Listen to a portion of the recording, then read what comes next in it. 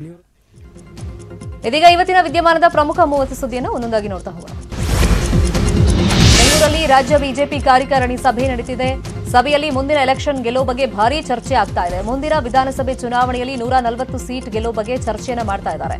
ಎಲ್ಲರೂ ಒಗ್ಗಟ್ಟಾಗಿ ಶ್ರಮಪಟ್ಟು ಪಕ್ಷ ಬೆಳೆಸಿ ಇನ್ನಷ್ಟು ಹೆಚ್ಚಿನ ಸೀಟ್ ಗೆದ್ದು ಮತ್ತೆ ಅಧಿಕಾರಕ್ಕೆ ಬರುವ ಬಗ್ಗೆ ಗಂಭೀರವಾಗಿ ಚರ್ಚೆ ನಡೀತಾ ಇದೆ. ಪಕ್ಷದ ನಾಯಕರು ಹಾಗೇನೆ ಕಾರ್ಯಕರ್ತರಿಗೆ ಸಿಎಂ ಹಾಗೇನೆ ಮಾಜಿ ಸಿಎಂ ಬಿಎಸ್ವೈ ಹಾಗೂ ಪಕ್ಷದ ರಾಜ್ಯಾಧ್ಯಕ್ಷ ಕಟೀಲ್ ಈ ಬಗ್ಗೆ ಕರೆಯನ್ನು ಕೊಟ್ಟಿದ್ದಾರೆ. 7 ತಿಂಗಳಲ್ಲಿ ನಡೆಯುವಂತಹ ವಿಧಾನಸಭಾ ಚುನಾವಣೆಯಲ್ಲಿ 140-150 ಸೀಟನ್ನು ಗೆಲ್ಲೋದ್ರ ಮೂಲಕ ಬಿಜೆಪಿ ಕರ್ನಾಟಕದಲ್ಲಿ ಅಧಿಕಾರಕ್ಕೆ ಬರುವಂತಹದ್ದು ನಿಶ್ಚಿತ.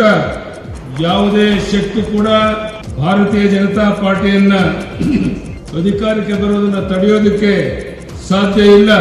ಪ್ರಧಾನಿ ನರೇಂದ್ರ ಮೋದಿ ಅವರ ನೇತೃತ್ವ, ಗೃಹ ಸಚಿವ ಅಮಿತ್ ಶಾ ಜಿಯವರ ಒಂದು ನೇತೃತ್ವ, ಮಾನ್ಯ ರಾಷ್ಟ್ರೀಯ ಅಧ್ಯಕ್ಷರಾದ ಮಾನ್ಯ ನಡ್ಡಾ ಅವರ ನೇತೃತ್ವದಲ್ಲಿ ನಾವು ರಾಜ್ಯದಲ್ಲಿ ನಿಶ್ಚಿತವಾಗಿ ನಮ್ಮ ಗುರಿಯನ್ನು ತಲುಪಿ ನಾವು ಅಧಿಕಾರಕ್ಕೆ ಮತ್ತೆ ಬರೋರಿದ್ದೇವೆ. ಕಲ್ಯಾಣ ಕರ್ನಾಟಕ ಅಂತ ಕರಿತೀವಿ. 1500 ಕೋಟಿ ರೂಪಾಯಿದಿಂದ 3000 ಕೊಟ್ಟು ಪಿಯಾಜ್ ಯೋಜನೆಯನ್ನು ಅನುಮೋದನೆ ಮಾಡಿ ಟೆಂಡರ್ ಪ್ರಕ್ರಿಯೆ ಕೂಡ ಮುಗಿದು ಈಗ ಕಾಮಗಾರಿ ಕೂಡ ಪ್ರಾರಂಭವಾಗಿದೆ. 3000 ಕೋಟಿ, ಅದರಲ್ಲಿ ಪ್ರಮುಖವಾಗಿರುವಂತಹ ಯೋಜನೆಗಳನ್ನು ಸೇರಿಸಿ 3000 ಕೋಟಿ ಮಾಡ್ತಾ ಇದ್ದೇವೆ. ಮತ್ತು ಶುಗರ್ ಇರ್ಬೋದು, ಸೆಮಿಕಂಡಕ್ಟರ್ನ ಮೈಸೂರು ತರುವಂತದ್ದು ಇರ್ಬೋದು, ಹಾಸನದ ಏರ್ಪೋರ್ಟ್ ಇರ್ಬೋದು, ಕೋಲಾರದಲ್ಲಿ ಇಂಡಸ್ಟ್ರಿಯಲ್ ಪಾರ್ಕ್ ಇರ್ಬೋದು, ಈ ತರ ಹಲವಾರು ಯೋಜನೆಗಳನ್ನು ರೂಪಿಸಿದ್ದೇವೆ. ಕರಾವಳಿ ನಾವಿಲ್ಲಿ ವಿಜಯಿ ಯಾತ್ರೆಗೋಸ್ಕರ ಸಂಗಮಿಸಿದ್ದೇವೆ. ಆ ತಾಯಿ ದುರ್ಗೆ ದುಷ್ಟರ ಸಂಹಾರಕ್ಕಾಗಿ ಅವತಾರಗಳನ್ನು ಎತ್ತಿ ಬಂದು ಅರುಣಾಸುರನಿಂದ ಹಿಡಿದು ಮಹಿಷಾಸುರನವರೆಗೆ ಮರ್ದನೆಯನ್ನು ಮಾಡಿದರು. ಆ ತಾಯಿಯ ಪ್ರಾರ್ಥನೆಯ ಮುಖಾಂತರ ಇವತ್ತು ರಾಜ್ಯ ಕಾರ್ಯಕಾರಿಣಿ ಪ್ರಾರಂಭ ಆಗಿದೆ. ಮುಂದಿನ ಚುನಾವಣೆಯಲ್ಲಿ ಭಾರತೀಯ ಜನತಾ ಪಾರ್ಟಿ ವಿಜಯಿ ಯಾತ್ರೆಯನ್ನು ಮಾಡಿ 150 ಸ್ಥಾನಗಳ ಮುಖಾಂತರ ಭಾರತೀಯ ಜನತಾ ಪಾರ್ಟಿ ಮತ್ತೊಮ್ಮೆ ಈ ರಾಜ್ಯದ ಗದ್ದುಗೆಯನ್ನು ಏರುವುದಕ್ಕೋಸ್ಕರ ಇವತ್ತು ಈ ಕಾರ್ಯಕಾರಿಣಿಯಲ್ಲಿ ನಿರ್ಣಯಗಳು. ಡಿಕೆ ಬ್ರದರ್ಸ್ಗೆ ಇಡಿ ಸಂಕಷ್ಟ ಎದುರಾಗಿದೆ. ಕೆಪಿಸಿಸಿ ಅಧ್ಯಕ್ಷ ಡಿಕೆ ಶಿವಕುಮಾರ್, ಸಂಸದ ಡಿಕೆ ಸುರೇಶ್ ಇಡಿ ವಿಚಾರಣೆಗೆ ಹಾಜರಾಗಿದ್ದಾರೆ. ದೆಹಲಿಯ ಇಡಿ ಕಚೇರಿಯಲ್ಲಿ ನ್ಯಾಷನಲ್ ಹೆರಾಲ್ಡ್ ಕೇಸ್ಗೆ ಸಂಬಂಧಪಟ್ಟಂತೆ ವಿಚಾರಣೆ ನಡೀತಾ ಇದೆ. ನ್ಯಾಷನಲ್ ಹೆರಾಲ್ಡ್ಗೆ ಡಿಕೆ ಶಿವಕುಮಾರ್ ದೇಣಿಗೆಯನ್ನ ಕೊಟ್ಟಿದ್ರು. ದೇಣಿಗೆ ಕೊಟ್ಟಿದ್ದ ಸಂಬಂಧ ಇಡಿಯಿಂದ ವಿಚಾರಣೆಯನ್ನ ಮಾಡಲಾಗ್ತಾ ಇದೆ. ಈ ನಡುವೆ ಪಾವಗಡ ಸೋಲಾರ್ ಪ್ಲಾಂಟ್ ಹಗರಣದ ಆರೋಪದ ಬಗ್ಗೆ ಡಿಕೆಶಿ ಮಾತನಾಡಿದ್ದು, ಯಾವ ತನಿಖೆ ಬೇಕಾದರೂ ನಡೆಸಲಿ ಅಂತ ಬಿಜೆಪಿಗೆ ಸವಾಲನ್ನ ಹಾಕಿದ್ರು. ಅಲ್ಲದೆ ಎಲ್ಲಾ ಸೋಲಾರ್ ಹಗರಣಗಳ ಬಗ್ಗೆ ಸಿಬಿಐ ತನಿಖೆಗೆ ಕೊಡ್ಲಿ ಅಂತ ಡಿಕೆ ಶಿವಕುಮಾರ್ ಆಗ್ರಹವನ್ನ ಮಾಡಿದ್ದಾರೆ. See, I am telling you, I have already on record, either it is Pavgada or anything in my power department when I was a minister, if anything I have done, because you could not do any investigation last 3 years.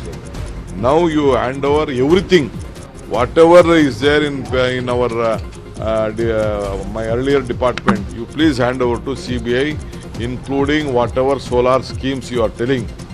I don't mind of it. If I have done anything wrong, I am telling you, if I have done anything wrong, let them hang me.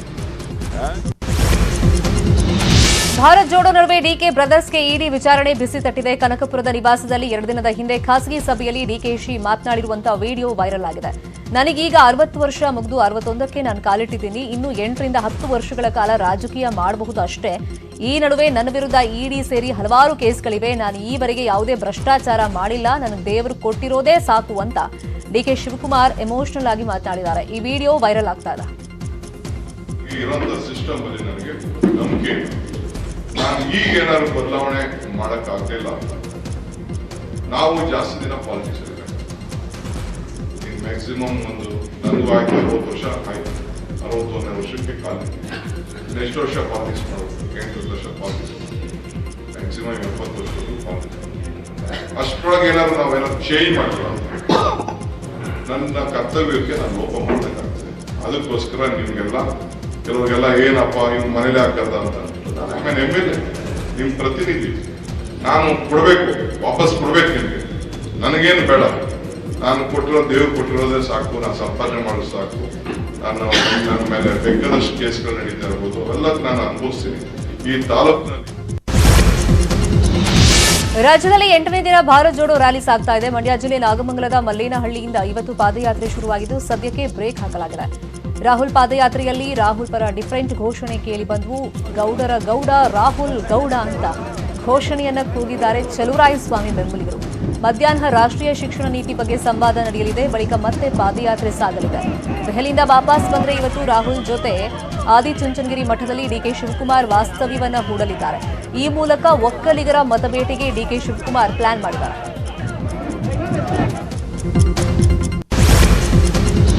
ಬೀದರ್ನಲ್ಲಿ ಮದರಸಾ ಮುಂದೆ October 5ನೇ ತಾರೀಕು ವಿಜಯದಶಮಿ ಮೆರವಣಿಗೆ ವೇಳೆ ಗಲಾಟೆಯಾಗಿದೆ. ಮೊಹಮ್ಮದ್ ಗಬಾರ್ ಮದರಸಾ ಮುಂದೆ ಹಿಂದೂಗಳು ಪೂಜೆಯನ್ನ ಮಾಡಿದಾರಂತೆ. ಮದರಸಾ gate ಮುರಿದು ಒಳನುಗ್ಗಿ ಪೂಜೆ ಮಾಡಿರುವಂತ ಆರೋಪ ಕೇಳಿಬರ್ತಾ ಇದೆ. ಮದರಸಾಗೆ ನುಗ್ಗಿದ 9 ಮಂದಿ ವಿರುದ್ಧ ಬೀದರ್ ನಗರ ಠಾಣೆಯಲ್ಲಿ ಎಫ್ಐಆರ್ ದಾಖಲಾಗಿದೆ. ಈವರೆಗೂ ಪೊಲೀಸರು 4 ಮಂದಿಯನ್ನ ಬಂಧಿಸಿದ್ದಾರೆ. ಇನ್ನು ಮದರಸಾಗೆ ನುಗ್ಗಿದ್ದಕ್ಕೆ ಅಸಾದುದ್ದೀನ್ ಓವೈಸಿ ಟ್ವಿಟರ್ನಲ್ಲಿ ಕಿಡಿಕಾರಿದ್ದಾರೆ. ಇನ್ನು ಮೊಹಮ್ಮದ್ ಗವಾನ್ ಮಸೀದಿಗೆ ಪೊಲೀಸ್ ಬಿಗಿ ಭದ್ರತೆಯನ್ನ ಕೈಗೊಳ್ಳಲಾಗಿದೆ. ಕಲಬುರಗಿಯಲ್ಲಿ ಆಂದೋಲನ ಸಿದ್ದಲಿಂಗ ಸ್ವಾಮೀಜಿ ಮಾತನಾಡಿದ್ದು, ಮೊಹಮ್ಮದ್ ಗವಾನ್ ಯೂನಿವರ್ಸಿಟಿ ಯಾವುದೇ ಧರ್ಮಕ್ಕೆ ಸೀಮಿತವಾದ ಯೂನಿವರ್ಸಿಟಿ ಅಲ್ಲ, ಎಲ್ಲರಿಗೂ ಮುಕ್ತವಾಗಿ ಪ್ರವೇಶಕ್ಕೆ ಅನುಮತಿ ಇದೆ ಅಂತ ಹೇಳಿದ್ದಾರೆ. ಅಲ್ಲಿಯ ಕೆಲ ಮತಾಂಧ ಮುಸ್ಲಿಮರು ನಮ್ಮ ಮಸೀದಿ ಒಳಗಡೆ ಹಿಂದೂಗಳು ಬರಬಾರದು ಅನ್ನುವಂತಹ ಅಡ್ಡಿಯನ್ನ ಒಡ್ಡಿ ಪಿಎಫ್ಐ ತನಿಖೆಯಿಂದ ದಿನಕ್ಕೊಂದು ಸ್ಫೋಟಕವಾದಂತಹ ಮಾಹಿತಿ ಹೊರಗಡೆ ಬರ್ತಾ ಇದೆ. ಕೆಜಿಹಳ್ಳಿ ಪೊಲೀಸರ ತನಿಖೆಯಿಂದ ಆರ್ಎಸ್ಎಸ್ ಬಿಜೆಪಿ ವಿರುದ್ಧದ ಪಿಎಫ್ಐ ರಹಸ್ಯ ತಂತ್ರ ರೂಪಿಸಿರುವುದು ಬಯಲಿಗೆ ಬಂದಿದೆ. ಪ್ರವೀಣ್ ನೆಟ್ಟಾರು ಕೊಲೆಗೂ ಪಿಎಫ್ಐನ ಕೆಲ ಬಂಧಿತರಿಗೂ ಲಿಂಕ್ ಇದೆ. ನೆಟ್ಟಾರು ಕೊಲೆಗಿಂತ ಒಂದು ದಿನ ಮೊದಲು ಬಂಟ್ವಾಳದಲ್ಲಿ ಪಿಎಫ್ಐ ಮುಖಂಡರು ಸಭೆಯನ್ನು ನಡೆಸಿದ್ರಂತೆ. ಈ ಸಭೆಯ ಮಾರನೇ ದಿನಾನೇ ಪ್ರವೀಣ್ ನೆಟ್ಟಾರು ಕೊಲೆಯಾಗಿದೆ. ಪಿಎಫ್ಐನವರು ಸಭೆ ನಡೆಸಿದ್ದ ರೆಸಾರ್ಟ್ ಹೋಮ್ ಸ್ಟೇ ಮಾಲೀಕರನ್ನ ಪೊಲೀಸರು ವಿಚಾರಣೆ ಮಾಡ್ತಾ ಇದ್ದಾರೆ. ಬೆಂಗಳೂರಲ್ಲಿ ಒಂದು ಭಯಾನಕ ಕೊಲೆ ಕೇಸ್ನ ಆರೋಪಿಗಳು 6 ವರ್ಷಗಳ ಬಳಿಕ ಅರೆಸ್ಟ್ ಆಗಿದ್ದಾರೆ. ಯಾವ ಕ್ರೈಮ್ ಥ್ರಿಲ್ಲರ್ ಸಿನಿಮಾಗೂ ಕಡಿಮೆ ಇಲ್ಲದ ಕೊಲೆ ಕೇಸ್ ಇದು. ಕೆಂಗೇರಿಯಲ್ಲಿ ಗೋಬಿ ಮಂಚೂರಿ ವಿಚಾರಕ್ಕೆ 2016ರಲ್ಲಿ ಕೊಲೆಯಾಗಿದ್ದ 69 ವರ್ಷದ ಅಜ್ಜಿ ಶಾಂತಕುಮಾರಿಯನ್ನ ಮಗಳು ಹಾಗೇನೆ ಮೊಮ್ಮಗನೇ ಕಬೋರ್ಡ್ನಲ್ಲಿ ಸಿಮೆಂಟ್ ಪ್ಲಾಸ್ಟಿಂಗ್ ಮಾಡಿ ಹೂತಿಟ್ಟಿದ್ರು. ಆ ಬಳಿಕ 6 ತಿಂಗಳು ಶವದೊಂದಿಗೆ ಮನೆಯಲ್ಲೇ ಇದ್ರು ಹಂತಕರು. 6 ತಿಂಗಳು ಬಳಿಕ ಎಸ್ಕೇಪ್ ಆಗಿದ್ರು. ಇದಾದ್ಮೇಲೆ ಮನೆ ಮಾಲೀಕನಿಗೆ ಅಜ್ಜಿ ಕೊಲೆ ವಿಚಾರ ಗೊತ್ತಾಗಿದೆ. ಬಳಿಕ ಮೊಮ್ಮಗನ ಸ್ನೇಹಿತನಿಂದ ಅಜ್ಜಿಯ ಕೊಲೆ ಕಂಪ್ಲೀಟ್ ರಹಸ್ಯ ಬಟಾ ಬಯಲಾಗಿತ್ತು. 6 ವರ್ಷಗಳ ಬಳಿಕ ಕೊಲ್ಹಾಪುರದಲ್ಲಿ ಆರೋಪಿಗಳಾದ ಮೊಮ್ಮಗ ಸಂಜಯ್ ಹಾಗೇನೆ ಆತನ ತಾಯಿ ಶಶಿಕಲಾ ಅರೆಸ್ಟ್ ಆಗಿದ್ದಾರೆ. ಅಜ್ಜಿ ಏನಿರ್ತಾರೆ ಆಕೆಯ ಮಗಳು ಮತ್ತು ಮೊಮ್ಮಗ A1 and A2 ಸುಮಾರು 5 ವರ್ಷದಿಂದ ತಲೆಮರೆಸ್ಕೊಂಡಿರ್ತಾರೆ.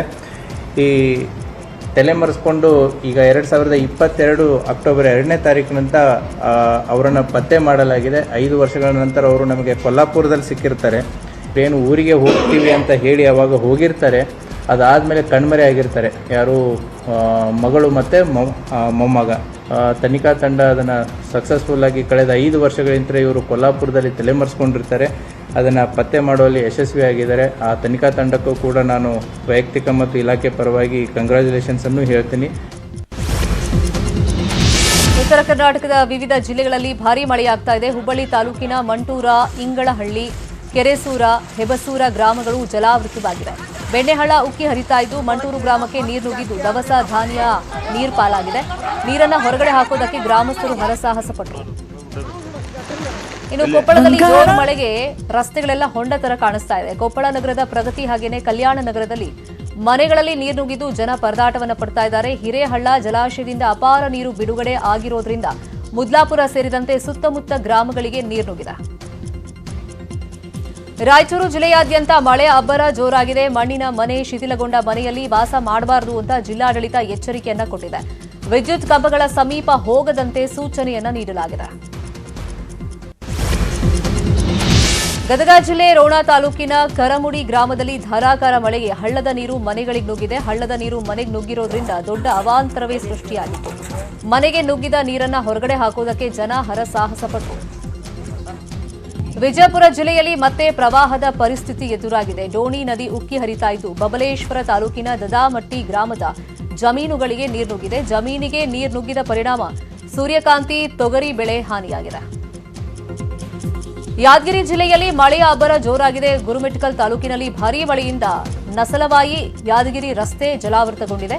ಪಿಂಜಾರ ಹಳ್ಳದ ನೀರು ರಸ್ತೆಗೆ ನುಗ್ಗಿದ್ದು ರಸ್ತೆಯಲ್ಲಿ ಪ್ರಯಾಣಿಕರು ಪರದಾಟವನ್ನು ನಡೆಸಿದರು. ಯಾದಗಿರಿ ತಾಲೂಕಿನ ಅಬ್ಬೆ, ತುಮಕೂರು, ಗುರುಸನಗಿ ಗ್ರಾಮಗಳಲ್ಲಿ ಭತ್ತದ ಬೆಳೆ ಹಾನಿಯಾಗಿದೆ. ಇನ್ನು ಮಹಾರಾಷ್ಟ್ರದ ಉಜ್ಜನಿ ಜಲಾಶಯದಿಂದ ಭಾರೀ ಪ್ರಮಾಣದ ನೀರನ್ನು ಬಿಡಲಾಗಿದೆ.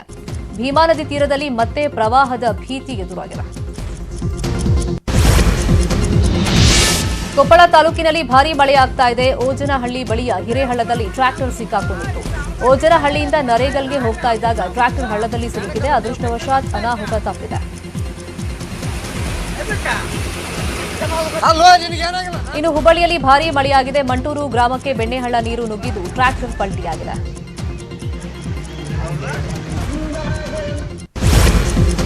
ಚಿತ್ರದುರ್ಗದ ಭರಮಸಾಗರದ ಭರಮಣ್ಣ ನಾಯಕನ ದೊಡ್ಡ ಕೆರೆ ಬೆರುಕು ಬಿಟ್ಟಿದೆ. ಕೆರೆ ತುಂಬಿದ್ದು ಸುತ್ತಮುತ್ತಲಿನ ಗ್ರಾಮಸ್ಥರಲ್ಲಿ ಆತಂಕ ಮನೆ ಮಾಡಿದೆ.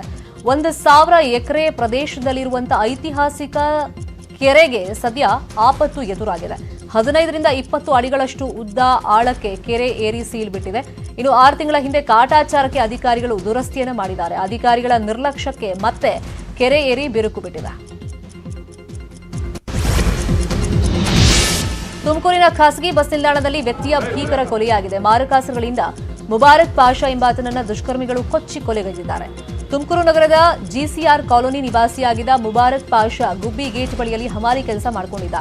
ಘಟನೆಗೆ ನಿಖರ ಮಾಹಿತಿ ಗೊತ್ತಾಗಿಲ್ಲ, ಕಾರಣ ಗೊತ್ತಾಗಿಲ್ಲ. ಅಕ್ರಮ ಮದ್ಯ ಸೇವಿಸಿ 45 ವರ್ಷದ ವ್ಯಕ್ತಿ ಸಾವನ್ನಪ್ಪಿದ್ದಾನೆ ಅಂತ ಆರೋಪಿಸಿ ಗ್ರಾಮಸ್ಥರು ಪ್ರತಿಭಟನೆ ನಡೆಸಿದ್ದಾರೆ. ಚಿತ್ರದುರ್ಗ ಜಿಲ್ಲೆ ಹೊಸದುರ್ಗ ತಾಲೂಕಿನ ಯಲ್ಲಬೋವಿಹಟ್ಟಿಯಲ್ಲಿ ಅಕ್ರಮ ಮದ್ಯ ಮಾರಾಟ ಹೆಚ್ಚಾಗ್ತಾ ಇದೆ. ಪೊಲೀಸ್ ಅಬಕಾರಿ ಇಲಾಖೆಗೆ ದೂರು ಕೊಟ್ಟರೂ ಏನು ಪ್ರಯೋಜನ ಆಗಿಲ್ಲ.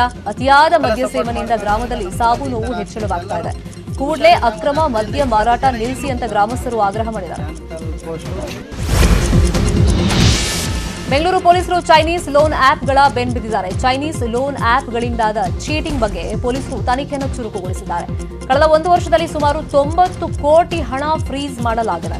18 ಪ್ರಕರಣಗಳಲ್ಲಿ ಸುಮಾರು 50 ಕೋಟಿ ಹಣ ಫ್ರೀಸ್ ಮಾಡಲಾಗಿದೆ. ಬೇರೆ ಕೇಸ್ಗಳ ಹಣವನ್ನು ಮುಟ್ಟುಗೋಲು ಹಾಕೊಳ್ಳುವುದಕ್ಕೆ ಇಡಿಗೆ ಪತ್ರವನ್ನು ಬರೆಯಲಾಗಿದೆ. ನೀರು ತರೋಕೆ ಹೋಗಿ ಟ್ಯಾಂಕ್ನಲ್ಲಿ ಬಿದ್ದು ಯುವತಿ ಸಾವನ್ನಪ್ಪಿದ್ದಾರೆ. ಕಲಬುರಗಿ ನಗರದ ರಿಂಗ್ ರಸ್ತೆಯಲ್ಲಿರುವಂತಹ ನೀರು ಶುದ್ಧೀಕರಣ ಘಟಕದ ಬಳಿಯಲ್ಲಿ ಈ ದುರಂತ ಸಂಭವಿಸಿದೆ. 20 ವರ್ಷದ ಗಂಗಮ್ಮ ಮೃತಪಟ್ಟಿರುವಂತಹ ದುರ್ದೈವಿ. ಮೃತ ಯುವತಿ ಸಂಬಂಧಿಕರ ಆಕ್ರಂದನ ಮುಗಿಲುತ್ತಿದೆ.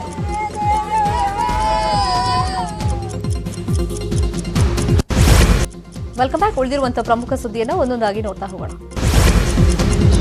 ಕೋಲಾರ ಜಿಲ್ಲೆಯ ಮಾಲೂರು ತಾಲೂಕಿನಲ್ಲಿ ಬಿಜೆಪಿ ಮುಖಂಡರ ಮಧ್ಯೆ ಪೈಪೋಟಿ ಏರ್ಪಟ್ಟಿದೆ. ಬಿಜೆಪಿ ಮುಖಂಡ ಮಂಜುನಾಥ್ ಗೌಡ ಬಣ ತೊರೆದು ಬಿಜೆಪಿಯ ಮತ್ತೊಂದು ಬಣಕ್ಕೆ ಗ್ರಾಮ ಪಂಚಾಯತ್ ಸದಸ್ಯರು ಸೇರ್ಪಡೆಯಾಗಿದ್ದಾರೆ.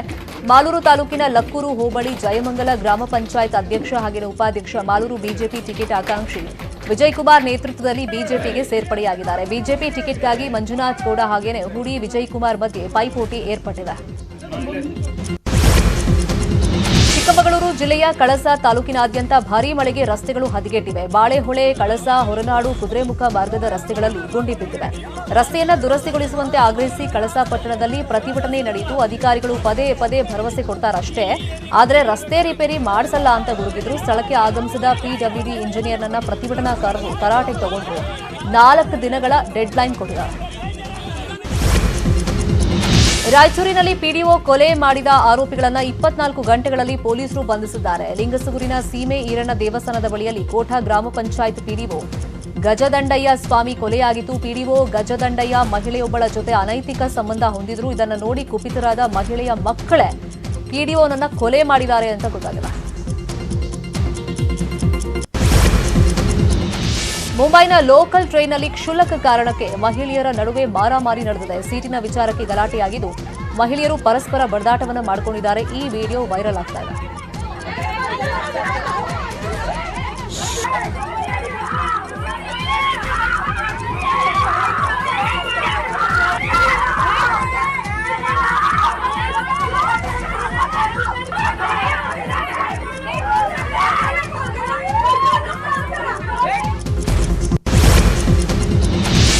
ಜಾಗತಿಕ ಕರೆನ್ಸಿ ವಹಿವಾಟಿನಲ್ಲಿ ಭಾರತದ ರೂಪಾಯಿ ಮೌಲ್ಯ ಅಮೆರಿಕದ ಡಾಲರ್ ಎದುರು ಮತ್ತೊಮ್ಮೆ ದಾಖಲೆ ಮಟ್ಟಕ್ಕೆ ಕುಸಿದಿದೆ. ಡಾಲರ್ ಎದುರು ಸಾರ್ವಕಾಲಿಕ ಕನಿಷ್ಠ ಮಟ್ಟಕ್ಕೆ ಕುಸಿದಿದ್ದು $1 ಈಗ $82.33 ಆಗಿದೆ. ಈ ವರ್ಷದಲ್ಲಿ ಭಾರತದ ರೂಪಾಯಿ ಅಮೆರಿಕದ ಡಾಲರ್ ಎದುರು ಒಟ್ಟಾರೆ 10% ಮೌಲ್ಯವನ್ನು ಕಳ್ಕೊಂಡಿದೆ. ದೆಹಲಿಯಲ್ಲಿ ನಿನ್ನೆ ನಡೆದಂತಹ ಸಾಮೂಹಿಕ ಮತಾಂತರ ಕಾರ್ಯಕ್ರಮ ವಿವಾದಕ್ಕೆ ಕಾರಣವಾಗಿದೆ. ದಲಿತ ಸಮುದಾಯದ ಸಾವಿರಾರು ಜನ ಬೌದ್ಧ ಧರ್ಮಕ್ಕೆ ಮತಾಂತರ ಆಗಿದ್ದಾರೆ. ಈ ಮತಾಂತರ ಕಾರ್ಯಕ್ರಮದಲ್ಲಿ ದೆಹಲಿಯ ಆಪ್ ಸರ್ಕಾರದ ಸಚಿವ ರಾಜೇಂದ್ರ ಪಾಲ್ ಗೌತಮ್ ಕೂಡ ಪಾಲ್ಗೊಂಡಿದ್ದಾರೆ. ಮತಾಂತರದ ವೇಳೆ ಎಂದಿಗೂ ಬ್ರಹ್ಮ, ವಿಷ್ಣು, ಮಹೇಶ್ವರ, ರಾಮ, ಕೃಷ್ಣರನ್ನ ಪೂಜಿಸಲ್ಲ ಅಂತ ಪ್ರತಿಜ್ಞೆ ಮಾಡಿಸಿದ್ದಾರೆ. ಅಲ್ಲದೆ ಹಿಂದೂ ಧರ್ಮ ಅನ್ನೋದು ನರಕ, ಅದರಿಂದ ಹೊರಗಡೆ ಬನ್ನಿ ಅಂತ ಪ್ರಚೋದನೆಯನ್ನ ನೀಡಲಾಗಿದೆ. ದೆಹಲಿ ಸರ್ಕಾರವೇ ಮತಾಂತರ ಕಾರ್ಯಕ್ರಮ ಮಾಡಿದ್ದು ಆಪ್ ಹಿಂದೂ ವಿರೋಧಿ ಅಂತ ಬಿಜೆಪಿ ಕಿಡಿಕಾರಿದೆ. ಜನಪ್ರತಿನಿಧಿ ಕಾಯ್ದೆ ತಿದ್ದುಪಡಿಗೆ ಕೇಂದ್ರ ಸರ್ಕಾರಕ್ಕೆ ಚುನಾವಣಾ ಆಯೋಗ ಸಲಹೆಯನ್ನ ಕೊಟ್ಟಿದೆ. ಜನಪ್ರತಿನಿಧಿ ಕಾಯ್ದೆ 1951 ತಿದ್ದುಪಡಿಗೆ ಸಲಹೆಯನ್ನ ನೀಡಲಾಗಿದ್ದು, ಒಬ್ಬ ಅಭ್ಯರ್ಥಿಗೆ ಒಂದೇ ಕ್ಷೇತ್ರ ಅಂತ ತಿದ್ದುಪಡಿ ಮಾಡಿ ಅಂತ ಕೇಂದ್ರ ಸರ್ಕಾರಕ್ಕೆ ಚುನಾವಣಾ ಆಯೋಗ ಪ್ರಸ್ತಾವನೆಯನ್ನ ಸಲ್ಲಿಸಿದೆ. ಒಬ್ಬರು ಒಂದೇ ಕ್ಷೇತ್ರದಿಂದ ಮಾತ್ರ ಸ್ಪರ್ಧೆ ಮಾಡಬೇಕು, ಎರಡನೇ ಸ್ಥಾನ ತ್ಯಜಿಸಿದ್ರೆ ಇಂತಿಷ್ಟು ಹಣ ಪಾವತಿ ಮಾಡಬೇಕು ಅಂತ ಸಲಹೆಯನ್ನ ಕೊಟ್ಟಿದೆ. 2004ರಲ್ಲಿ ಮೊದಲ ಬಾರಿ ಇಸಿ ಪ್ರಸ್ತಾವನೆ ಸಲ್ಲಿಸಿದ್ದು, ಈಗ ಮತ್ತೆ ಕೇಂದ್ರಕ್ಕೆ ಚುನಾವಣಾ ಆಯೋಗ ಪ್ರಸ್ತಾವನೆ ಸಲ್ಲಿಕೆ ಮಾಡಿದೆ. ಗುಜರಾತ್ ಮತ್ತು ಮುಂಬೈನಲ್ಲಿ ಎನ್ಸಿಬಿ ಅಧಿಕಾರಿಗಳು ಡ್ರಗ್ಸ್ ದಂಧೆ ಜಾಲವನ್ನು ಭೇದಿಸಿದ್ದಾರೆ. ಸುಮಾರು 120 ಕೋಟಿ ಮೌಲ್ಯದ 60 ಕೆಜಿ ಮೆಫಿಡ್ರೋನ್ ಡ್ರಗ್ಸ್ ವಶಕ್ಕೆ ಪಡ್ಕೊಂಡಿದ್ದಾರೆ. ಡ್ರಗ್ಸ್ ಸಾಗಿಸ್ತಾ ಇದ್ದ ಆರೋಪದ ಮೇಲೆ ಏರ್ ಇಂಡಿಯಾದ ನಿವೃತ್ತ ಪೈಲಟ್ ಸೇರಿದಂತೆ 6 ಮಂದಿಯನ್ನ ಎನ್ಸಿಬಿ ಅಧಿಕಾರಿಗಳು ಬಂಧನ ಮಾಡಿದ್ದಾರೆ.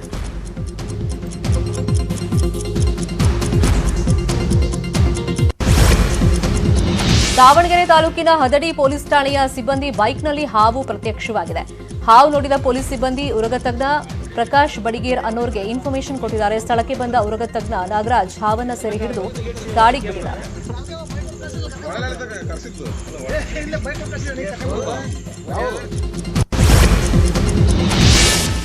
ಚಿಕ್ಕಮಗಳೂರಿನಲ್ಲಿ ಗ್ರಾಮಗಳಲ್ಲಿ ಮನೆಗಳ ಅಕ್ಕಪಕ್ಕವೇ ಕಾಡಾನೆಗಳ ಓಡಾಟ ಜಾಸ್ತಿ ಆಗ್ತಾ ಇದೆ. ಮೂಡಿಗೆರೆ ತಾಲೂಕಿನ ಬಿದರಹಳ್ಳಿ ಸುತ್ತಮುತ್ತ ರಾಜಾರೋಷವಾಗಿ ಕಾಡಾನೆಗಳು ಮನೆಗಳ ಪಕ್ಕ ತೋಟದಲ್ಲೆಲ್ಲ ಓಡಾಡ್ತಾ ಇವೆ.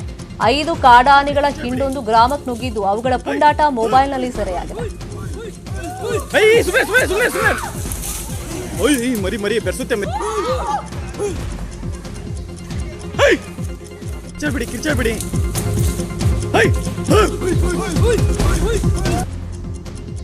Welcome back. ಉಳಿದಿರುವಂತಹ ಪ್ರಮುಖ ಸುದ್ದಿಯನ್ನು ಒಂದೊಂದಾಗಿ ನೋಡ್ತಾ ಹೋಗೋಣ.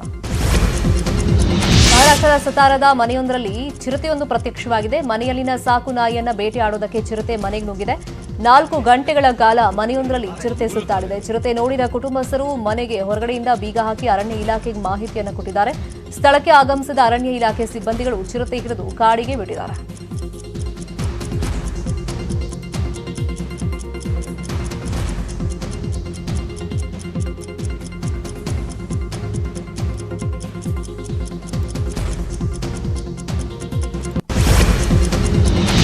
ಡಾಲಿ ಧನಂಜಯ್ ಅಭಿನಯದ ಹೆಡ್ಬುಷ್ ಸಿನಿಮಾ ಪ್ರಚಾರ ಭರ್ಜರಿಯಾಗಿ ನಡೀತಾ ಇದೆ. ವಿದೇಶದಲ್ಲಿ ಪ್ರಚಾರ ಮಾಡಿ ಡಾಲಿ ಧನಂಜಯ್ ವಾಪಸ್ ಆಗಮಿಸಿದ್ರು. ಈ ವೇಳೆ ಏರ್ಪೋರ್ಟ್ ಬಳಿಯ ಸಾದಹಳ್ಳಿ ಟೋಲ್ ಬಳಿ ಅಭಿಮಾನಿಗಳು ಡಾಲಿ ಧನಂಜಯ್ ಅವರನ್ನ ಸ್ವಾಗತ ಮಾಡಿದ್ರು. ಹೆಡ್ಬುಷ್ ಸಿನಿಮಾದಲ್ಲಿ ಬಳಸಿರುವಂತಹ ಕಾರ್ನಲ್ಲಿ ರೆಟ್ರೋ ಲುಕ್ನಲ್ಲಿ ಡಾಲಿ ಕಾಣಿಸಿಕೊಂಡ್ರು. ಬಳಿಕ ಅಭಿಮಾನಿಗಳ ಜೊತೆ ರೆಟ್ರೋ ಬೈಕ್ನಲ್ಲಿ ರ್ಯಾಲಿ ನಡೆಸಿದರು.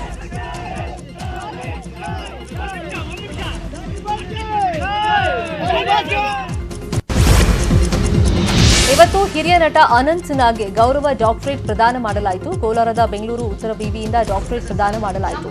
ಬೆಂಗಳೂರಿನ ಕಿಂಚ ಸಭಾಂಗಣದಲ್ಲಿ ಉನ್ನತ ಶಿಕ್ಷಣ ಸಚಿವ ಡಾಕ್ಟರ್ ಸಿ ಅಶ್ವಥ್ ನಾರಾಯಣ್ ಅವರು ಅನಂತ್ ನಾಗ್ಗೆ ಡಾಕ್ಟರೇಟ್ ಅನ್ನು ಪ್ರದಾನ ಮಾಡಿದ್ರು. ಜುಲೈ 14ರಂದೇ ಅನಂತ್ ನಾಗ್ಗೆ ಗೌರವ ಡಾಕ್ಟರೇಟ್ ಘೋಷಣೆಯಾಗಿತ್ತು. ವಿದೇಶದಲ್ಲಿ ಸಿನಿಮಾ ಶೂಟಿಂಗ್ನಲ್ಲಿ ಬ್ಯುಸಿ ಇದ್ದ ಕಾರಣ ಪದವಿ ಪ್ರದಾನ ಸಮಾರಂಭದಲ್ಲಿ ಪಾಲ್ಗೊಳ್ಳುವುದಕ್ಕೆ ಸಾಧ್ಯ ಆಗಿರಲಿಲ್ಲ. ನನಗೆ ಸಂತೋಷವಾಗ್ತಿದೆ. ಇಷ್ಟೊಂದು ಜನರ ಮುಂದೆ ನನಗೆ ಈ ಡಾಕ್ಟರೇಟ್ ಏನು ಪದವಿ ಕೊಟ್ಟಿದ್ದಾರೆ, ಅದನ್ನು ಈ ಸಂದರ್ಭದಲ್ಲಿ ತಮ್ಮ ಸಮ್ಮುಖದಲ್ಲಿ ಇಂಥವರ ಕೈಯಿಂದ ಸ್ವೀಕರಿಸೋದಕ್ಕೆ ನಾನು ಬಹಳ ಭಾಗ್ಯ ಮಾಡಿದ್ದೇನೆ, ನನ್ನ ಭಾಗ್ಯ ಅಂತ ನಾನು ಭಾವಿಸ್ತೇನೆ. ಆದರೆ ಮೊದಲಿಂದಲೂ ನಾನು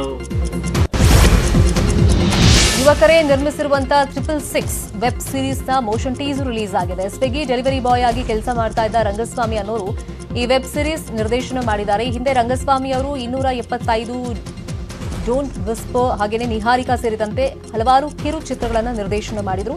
ಇದೀಗ ಮೊದಲ ಬಾರಿ 7 ಕಂತುಗಳಲ್ಲಿ 666 ಸೀರೀಸ್ ಅನ್ನ 5 ಭಾಷೆಗಳಲ್ಲಿ ತೆರೆ ಮೇಲೆ ತರ್ತಾ ಇದ್ದಾರೆ. ಖ್ಯಾತ ಫುಟ್ಬಾಲ್ ಆಟಗಾರ ಲಿಯೋನೆಲ್ ಮೆಸ್ಸಿ ವೃತ್ತಿ ಜೀವನಕ್ಕೆ ವಿದಾಯ ಘೋಷಣೆ ಮಾಡಿದ್ದಾರೆ. 2022ರ ವರ್ಲ್ಡ್ ಕಪ್ ನನ್ನ ಕೊನೆಯ ಸರಣಿ ಅಂತ ತಿಳಿಸಿದ್ದಾರೆ. ನವೆಂಬರ್ 20ರಿಂದ ಫಿಫಾ ವಿಶ್ವಕಪ್ ಫುಟ್ಬಾಲ್ ಪಂದ್ಯಾವಳಿ ಕತಾರ್ನಲ್ಲಿ ಶುರುವಾಗಲಿದೆ.